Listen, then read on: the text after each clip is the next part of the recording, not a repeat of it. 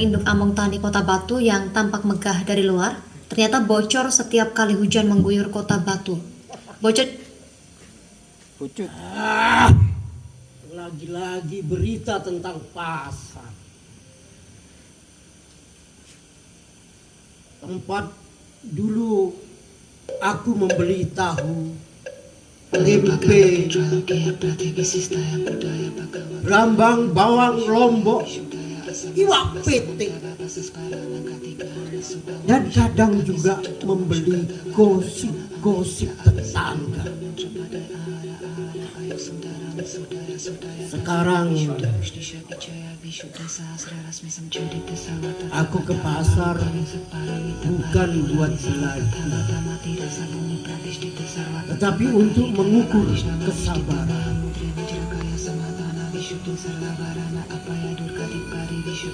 Dulu pasar itu ramai sekali.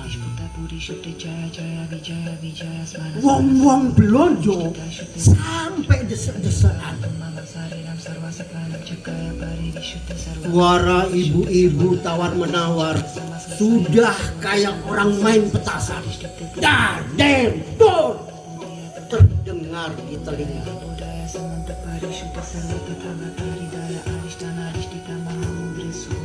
Para pedagang teriak-teriak menawarkan dagangannya. Monggo, monggo, monggo mampir.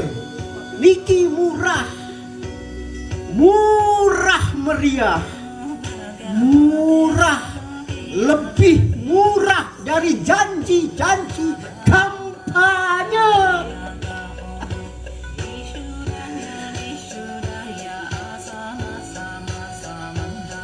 Sekarang pasar itu sepi, yang rame malah para pedagang yang sibuk bergosip sambil menunggu pembeli.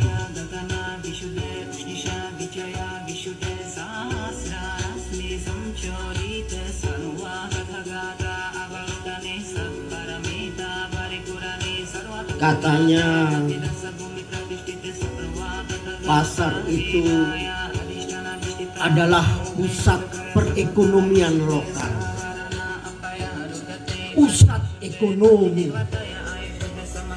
Tapi kok malah jadi pusat kenangan, tempat di mana dulu kita bernostalgia dengan bau amis ikan, bau berambang, bau sayur mayur busuk, dan juga bau keringat ibu-ibu penjual terasi dan iwak pe. Sekarang baunya kalah sama parfum banyaknya para wisatawan yang hilir mudik di kota ini. Tapi ironinya, tidak banyak yang tertarik untuk mampir belanja di pasar itu.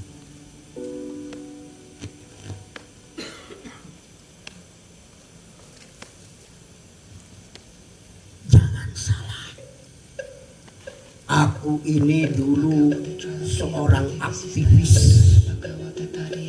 selalu teriak-teriak di jalan, lawan ketidakadilan, lawan para pejabat yang tidak becus bekerja. Sekarang pun aku tetap akan meneriakkan, hidup pasar induk Among Tani.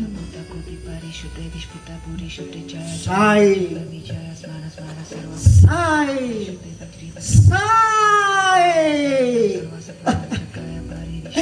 Yang nyautin malah Mas Yusni, pedagang konveksi. Saya nopo ne mbah. Lawang saya ini loh, bayar restribusi pasar aja megap.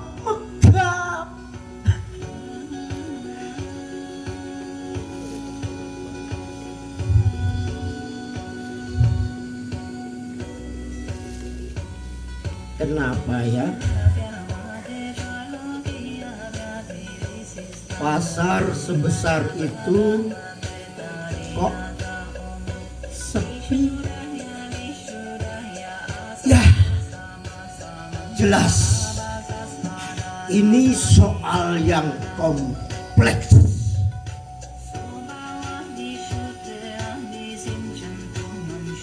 Pasar itu bukan sekedar tempat jual beli,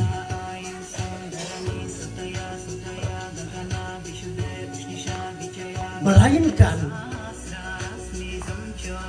tempat interaksi sosial yang syarat dengan nilai-nilai budaya. Pasar adalah ruang hidup masyarakat. Itu artinya pasar rame bukan hanya karena bangunannya yang bagus dan megah,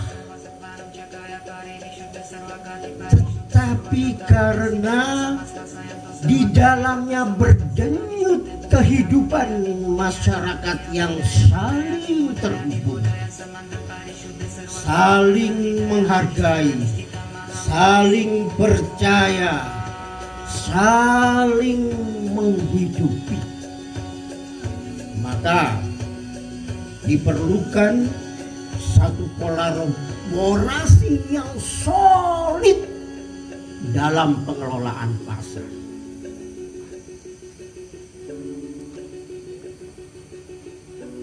Tata kelola pasar yang baik lahir dari peran aktif para pedagangnya. Pemerintah tidak bisa bekerja sendiri.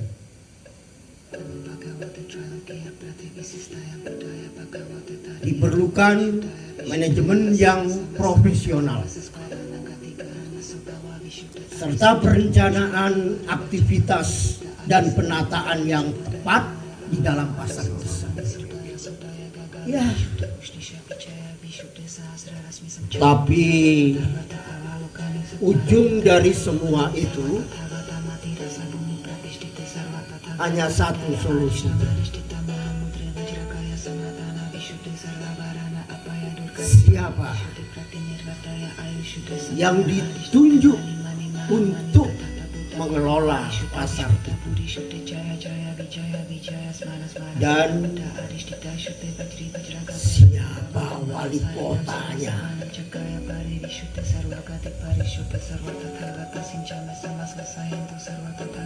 Hei wali kota,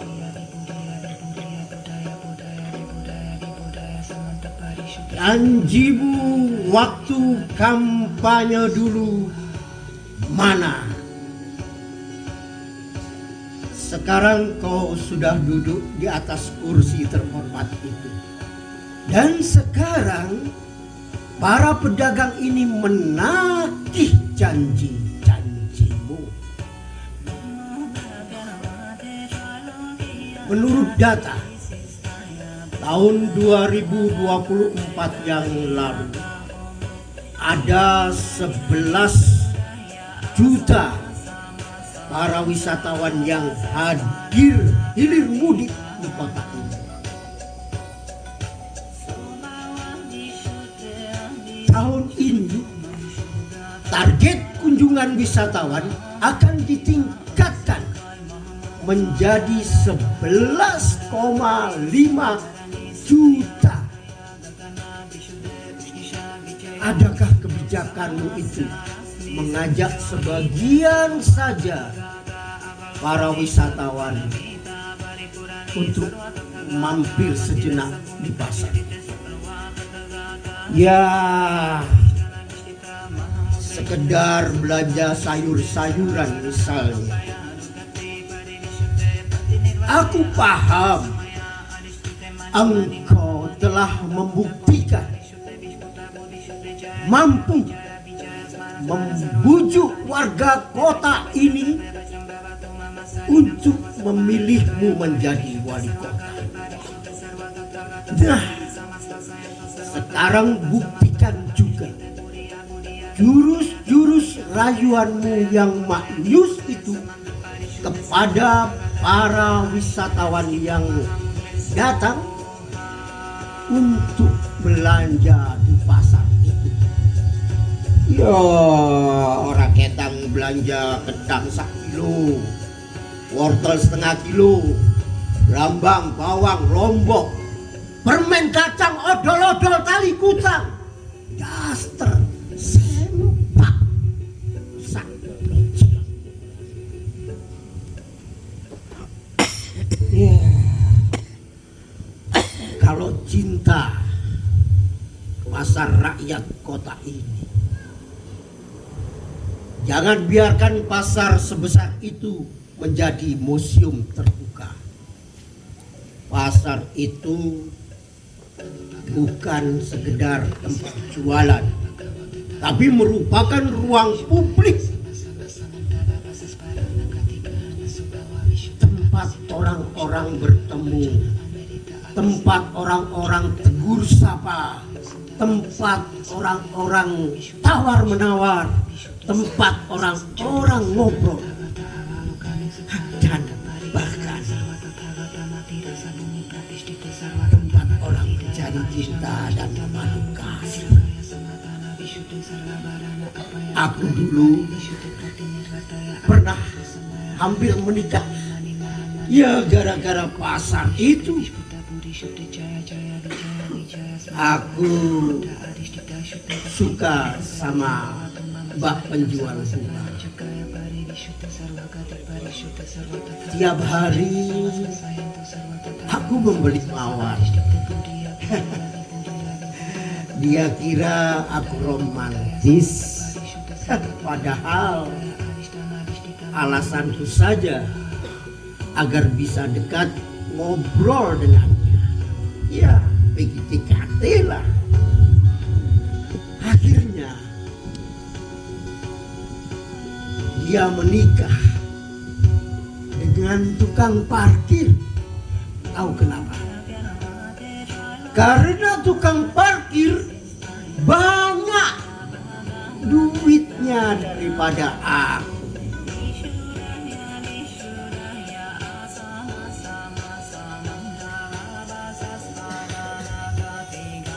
Pasar itu katanya sekarang sudah modern, sudah direnovasi habis-habisan. Tidak main-main, 3 lantai bereskalator.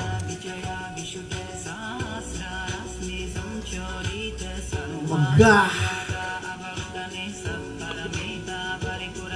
bersih, aman, nyaman, ramah perempuan dan anak-anak maupun difabel. Tapi kok masih sepi?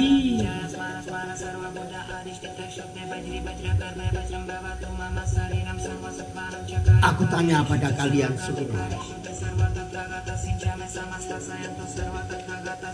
apakah kita rela pasar milik rakyat kota ini sepi? Kenapa kita diam waktu pasar kalah sama mall, kalah sama pasar online, kalah sama Indomaret, Alfamart, warung Duro yang buka 25 jam,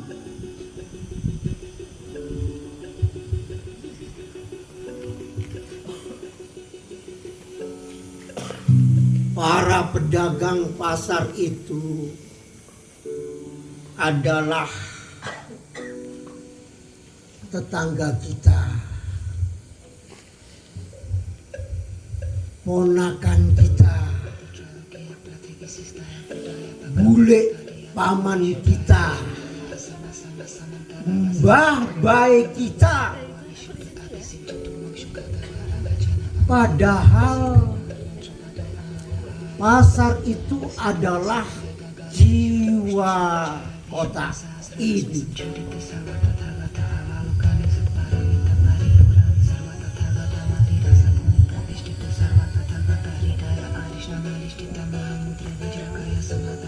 Pak Wali Kota, kalau mau kota ini lebih bergairah, rakyatmu hidup sejahtera, sedaya saya tolong hidupkan pasar. Buat kebijakan agar pasar kembali ramai, agar orang-orang mau datang, biar anak-anak muda nongkrong di pasar, bukan di kafe-kafe yang semakin menjamur di kota ini. Jadikan pasar menjadi kebanggaan kita bersama, biar tetangga teman kita dengan bangga berkata, aku belanja di pasar induk Among tadi, bro, lebih keren daripada belanja di mall maupun online. Ya, tapi jangan cuma bikin jargon dan janji-janji melulu ya Pak. Jangan menunggu para pedagang makin resah dan kasak kusuk ngerasani di belakang samping.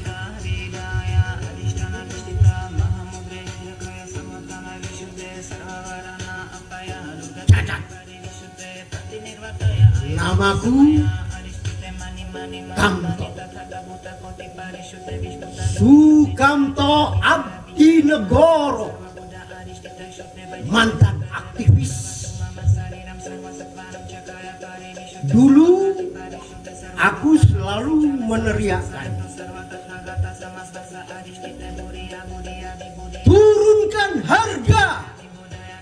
Sekarang pun aku tetap akan meneriakkan, naikkan martabat pasar.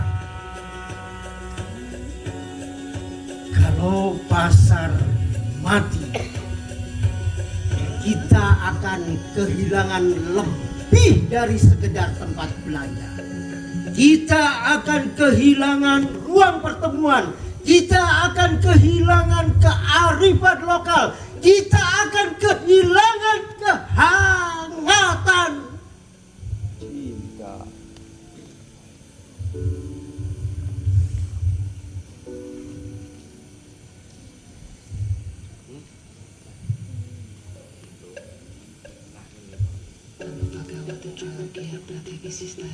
Dulu aku beli kopi di pasar. Pahitnya asli. Sekarang kopi modern pahitnya kalah sama kabar. Pasar masih sepi. Para pedagang makin resah dan kita pura-pura tidak mendengar. Tapi aku yakin dan percaya Bapak Wali Kota kita yang sekarang adalah putra daerah, warga asli kota ini. pasti akan lebih bijaksana dan mau menundukkan sejenak untuk melihat para pedagang pasar itu. Dan aku yakin Pak Wali Kota tidak akan melihat para pedagang itu beban. Para pedagang itu adalah denyut nadi kota ini.